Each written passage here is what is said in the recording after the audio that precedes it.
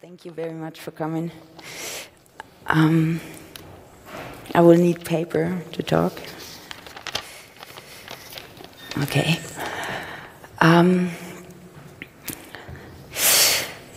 The biggest challenge we face today seems to be our own imagination. It looks like we gave up on our own future, and if we dare to think about it at all, climate catastrophe seems to be unavoidable. Even science fiction offers no relief, dystopian visions are all around, and even those seem to have trouble to keep up with the speed of a deteriorating reality. So, what to do? How can we get out of this? Let's see. I stole this from a recent panel called Apocalypse Buffering, and I changed it a little bit. Because I'm here to talk to you about Utopia. Not so much as science fiction, but as a thinking tool that can be used by anybody, and that I hope will help us get our future back. Utopia, by definition, is a good place that is no place. And if one thinks about it like this, it doesn't sound very alarming, rather like a harmless exercise of the imagination, a thought experiment.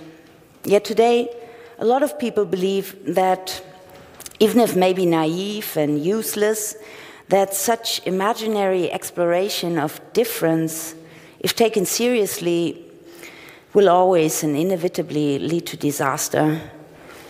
If we think about Utopia, we think about it only in negative terms. It's either ridiculous or will lead to the horrors of Stalinism or Nazi Germany. It's this, our rightful fear of its totalizing powers, that made us banish Utopia. And with time, it kind of almost became unthinkable.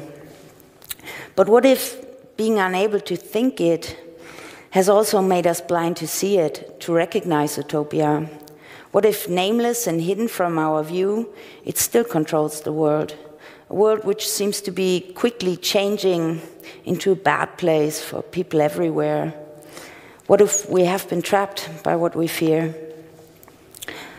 I want to argue that Utopia is inescapable, and that, indeed, we have been trapped. But that it's not Utopia that we should fear, but our denial of its powers. Because, as I will try to show you, Utopia is not only the cause, it's also the key to get out of what Fukuyama called the end of history. But to make my point, I first will have to clarify some terminology, because words and their meanings are important to understand the story I want to tell you afterward. It's a story of neoliberalism, the most successful utopian ideology to date, yet we never call it that. I will explain why by taking you back to its beginnings, rooted in anti-Utopianism, and how this curious but seldom acknowledged connection resulted in our current state. Locked into the present, seemingly unable to imagine any change, despite knowing that without it we seem destined to perish. Frederick Jameson calls this predicament late capitalism or postmodernity, a time that is best described by its rampant cynicism. How to get over it, using what he calls anti-anti-Utopianism, will be the second part of my talk. But first, let's start with clearing up some common misconceptions about Utopia. Anti-Utopianism's most powerful weapon against Utopia has always been the claim that a perfect society can only be achieved by coercion. Therefore, Utopianism will always usher totalitarianism and the use of force and violence against people. But it is important to remember that Utopia, by definition, is a good place that is no place. It's not supposed to be perfect. It's also very rarely just escapism that tries to deny and dream away all negativity. Far from it, by imagining alternatives, it highlights and brings into focus what it seeks to overcome. Or as Jameson puts it, utopia is not a positive vision of the future so much as it is a negative judgment of the present. Utopias are not blueprints to build societies on. They're tools for criticism, opening doors to debates about problems that often didn't even have a name before. And seen in this light, it becomes clear that utopia has always been the driving force of human development and history.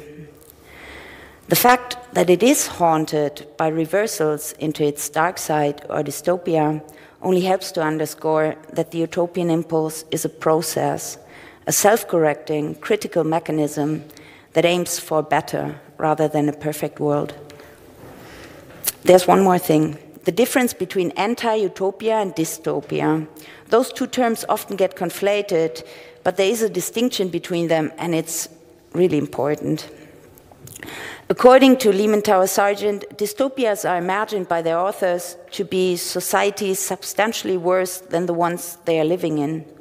The term anti-utopia, in contrast, and I will quote him here, should be reserved for that large class of works, both fictional and expository, which are directed against utopia and utopian thought. Maybe one could also say that anti-utopias are about the dangers of seeing utopias as blueprints and acting on it, whereas dystopias, as well as utopias, are tools for analysis and criticism of the contemporary, which, especially in our times, because dystopias are so popular, seems to express a collective yearning for rupture, a collective desire to somehow break free from an all-oppressing, inescapable totality. But yet, in this yearning, or this yearning in its wish for an end and a new beginning, is in itself inherently utopian. It doesn't matter how humble it is in its aspirations, it still is a wish for difference. So let's look at how we got here. How did we lose our ability to imagine anything beyond the status quo or global capitalism? It started, as a lot of history does, with an utopian desire to change the world. 1938, 5 years after the first concentration camp was built in Dachau, and at the height of Stalin's Great Purge, 2 refugees from Austria met at a conference in Paris. It was a gathering of intellectuals who aimed to construct a new liberalism, one strong enough to fight what they saw as threatening the world, socialism. And it was there that neoliberalism was born. The 2 men, Ludwig von Mises and Friedrich Hayek, went on to define this new ideology through what can only be called a fierce anti-utopianism. They believed that social democracy and its programs like Roosevelt's New Deal were just another form of collectivism that would ultimately lead to the same terrifying results as communism or Nazism. For them, any form of state planning could only lead to tragedy and terror. And both went on to write books in which they ridiculed the socialist idea by calling it utopian. In Bureaucracy, published 6 years later, in 1944, von Mises writes, "Nobody doubts that bureaucracy is thoroughly bad and that it should not exist in a perfect world.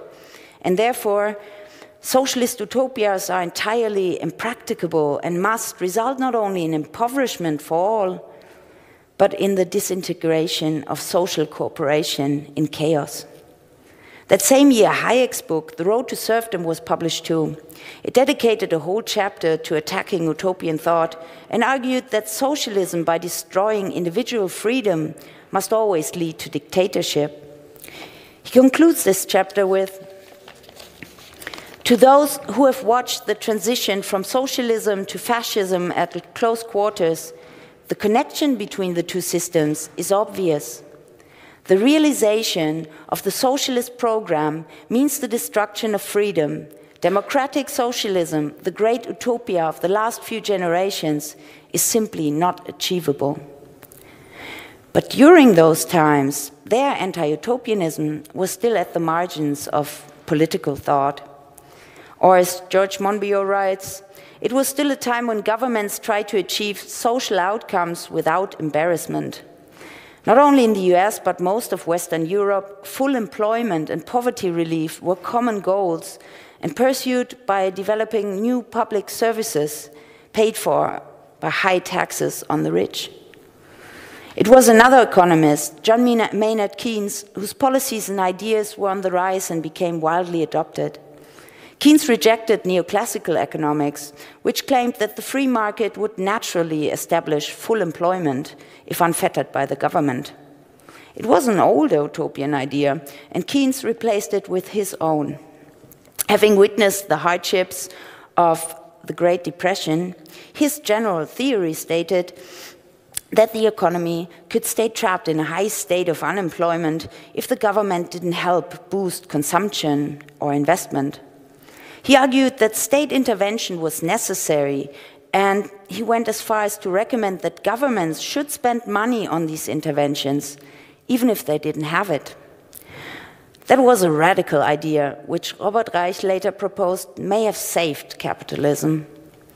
But nowhere is his utopian dreaming more evident than in his conviction that his new system of state-managed capitalism could promote peace rather than war in the world.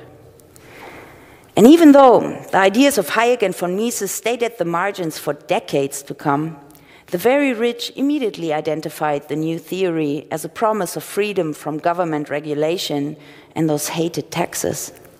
Think tanks were born and lavishly funded to refine and promote the new ideology throughout the world, and it grew and evolved away from Hayek's belief that the state still had a role to play in preventing monopolies to Milton Friedman, who saw them as a reward for efficiency. Those were decades at the margins, but they were not spent idly. And then it happened, something that according to Keynes shouldn't be possible: high inflation and high unemployment at the very same time. It was the 70s, and his dreams of a crisis-free, transformed capitalism hit a brick wall. And those who had been waiting seized their opportunity. Friedman records, when the time came that you had to change, there was an alternative ready. Astonishingly, though, this alternative had already started to lose its name. And maybe what's odd about that slogan, with which it, a couple years later, under Reagan and Thatcher, finally came to power, is not only that it promoted freedom and choice by claiming that there is no alternative, but that the slogan itself celebrated something nameless. And this namelessness turned out to be a brilliant marketing idea. It played on gut feelings instead of trying to explain a new theory. And what, in rough times when people are disoriented and scared, could feel better than a bit of common sense? Because if something is not even worth mentioning, surely somehow that must be common sense. So this namelessness enabled neoliberalism to present itself as the answer to what they successfully sold as something like a natural law, a law that reduced humanity to self-interest and competition. And its theory then was just like the cherry on top, the way one had to deal with the facts. In a spectacular reversal, the blueprint on which to build societies on, which anti-utopians had spent years denouncing as the root of all evil, became nature itself, and therefore it was already given. Just like that, anti-utopianism achieved the impossible. In one ingenious move, Utopia, this time as the best of all possible worlds, was not only declared and established, but also hidden from view. Because, not surprisingly, those anti-utopians didn't claim that their utopia was a perfect world. Instead, it was merely the best and all that we could hope for. All-encompassing, but not a place, this utopian enclosure was grander than any ever before, and it placed its new borders firmly in the nowhere of our minds. But as any utopia, recognized or not, it started to become haunted by strange reversals. If the world was one big competition, it was essential to figure out who was winning. Everything needed to be compared and quantified, and suddenly the bureaucracy that von Mises had so despised and wanted to eliminate became the foundation, not only of economics, but of everything. And even worse, once privatized, banks and public services turned out to be too vital or too big to fail, making it obvious that competition didn't ensure efficiency. But by 2008, when neoliberalism should have lost all credibility, bailing out banks while still maintaining that the same can't be done for actual people, it seemed that we simply couldn't imagine anything else anymore. What had been a slogan had become reality. There really was no alternative. Neoliberalism's utopian enclosure, the big wall in our head, didn't allow for one. And almost 10 years later, there still isn't. So this is where we are, and it seems a political crisis even bigger than the economic one. We all know it can't go on like this. But neoliberalism's anti-Utopianism, exactly because it is utopianism in disguise, has colonized our future. The only way to get it back is overcoming our cynicism that things cannot be otherwise. So let's turn to Jameson's anti-anti-Utopianism and see how it might be helping to free our imagination. And instead of explaining, I want to show you how it works by comparing it to one of the few examples of political ideas today that still express some utopian longing and that I'm sure you're all familiar with, UBI, or Universal Basic Income. According to Jameson, the radical difference of utopia is achieved by two processes. One he calls utopian imagination and the other utopian fancy. The former builds on the reason why we set out to imagine it, and the latter on how such an utopia could be achieved. Utopian imagination, as a kind of wish fulfillment, identifies a root of evil and imagines the world without it, while utopian fancy is the construction of this world, the details, or what in a traditional literary utopia would have been demonstrated by the guided tour. The utopian imagination of UBI, as a reaction to technology's achievements, identifies automatization as the root of evil and proposes a solution. The argument goes that automatization will obliterate the need for most of human labor, and that to deal with this, governments should pay each citizen unconditionally a monthly fee to cover their basic needs. But to find out if this solution could in fact produce systemic change, we have to ask if it would result in a truly different world. And the moment we look at the utopian fancy of UBI, or the details of how this world is supposed to work, we look at a problem. UBI lacks a global vision in a globalized world. Its utopian enclosure is, at least for now, envisioned and proposed depending on national or regional borders. The same borders right-wing politics, ignoring the complexities and interdependencies of an already globalized world, is so fond of emphasizing today. And in times when refugees die at those very same borders, when they are seen as a threat, not as people we need to protect, could UBI, without a global vision, really accomplish systemic change? Or is it just a patch for the same old system, a prolongation of what we already have? Despite that UBI as a political program feels quite utopian, it still seems to keep our imagination trapped. In contrast, Frederick Jameson, admitting that all political programs today are destined to fail because they have to work inside the system, doesn't even aspire to imagine one. Instead, he simply sets out on a thought experiment and asks himself what the most radical demand on our system would be that could not be fulfilled without transforming the system beyond recognition.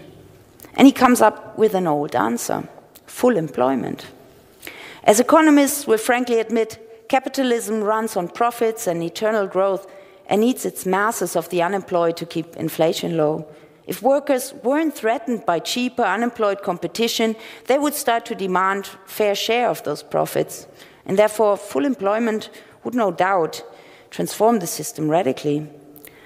But one rather quickly comes to realize that the system would have to be changed in advance for such a change to ever take place. And it looks like a vicious circle with no escape. But still, imagining such a future allows us to read the dark spots of our current situation as symptoms of the root of evil we identified. Jameson writes, crime, war, degraded mass culture, drugs, violence, boredom, the lust for power, the lust for distraction, sexism, racism, all can be diagnosed as results of a society unable to accommodate the productiveness of all its citizens. But what's the difference then to UBI, you might ask? Doesn't UBI want to solve the same problem? It does, but the difference becomes clear when we look at the main arguments brought forward by its proponents from the left and the right, and which can be summed up to something that sounds rather familiar. There is no alternative. The focus lies not on the value of all human beings for society, but on an inevitable progress that simply cannot be stopped. The left might highlight the promise of new social productiveness unleashed by the freedom of not having to worry about food or a roof over your head, but the discussions always seem to end up at the same question. Could we afford the freeloaders, the people that can't or won't compete to prove their value? Oops. I really want UBI to rid us from our belief in this fake human nature of self-interest and competition that neoliberalism so successfully implanted in our brains and hearts. But how could this be achieved if UBI won't change the system itself? I believe what most of us hope is that UBI could create alternative spaces for collaboration inside the system. But the problem becomes painfully visible when even its defenders admit that its success depends on the amount of money that will be handed out. Could that ever work in times of global inflation? And even if the money will help us build those collectives and co-ops, wouldn't we still end up being forced to compete with each other, measuring human value by economic gains? So, although Jameson's proposal of full employment also misses global aspirations and seems less likely than UBI to ever come true, it still offers something that UBI does not. It makes us realize much more clearly those walls in our heads. And once we've seen them, we can start to examine what they are made of and wonder if there might be any cracks. If the problem seems to be that we can't imagine a society where all humans have value, then a good crack to start with might be the realization that our cynicism is just the frank acknowledgement of exactly that. Because the truth is that even if we still try to believe in them, we lost all our values, replacing them with money. And if that's so, it might be a great idea to return to and ponder one of the oldest utopian dreams, abolishing money and imagining a life without of it.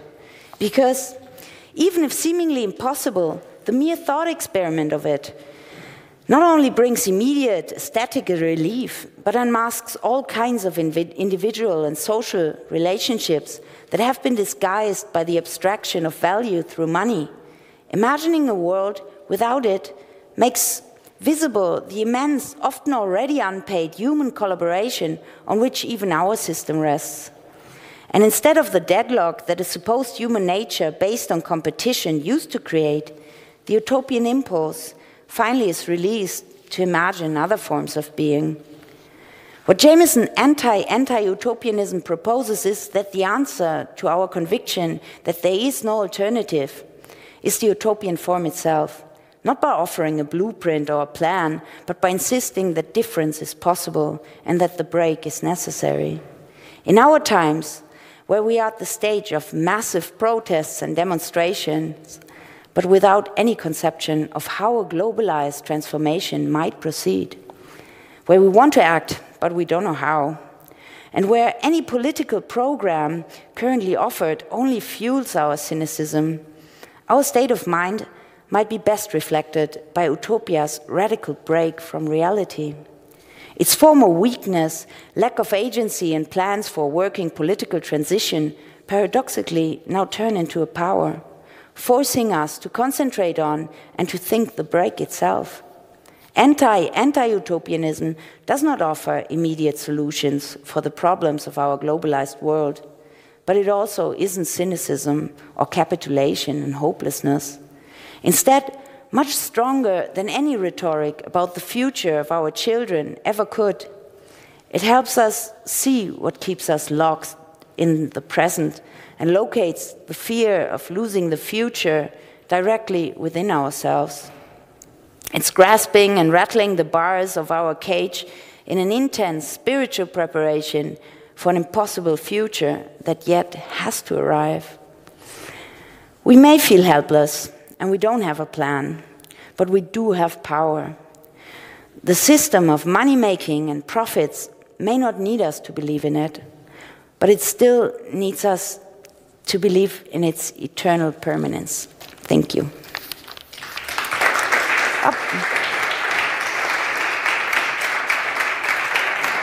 Oh, and I will put all the references and material on the website in a couple of days if you want to read more about. Thank you. Thank you.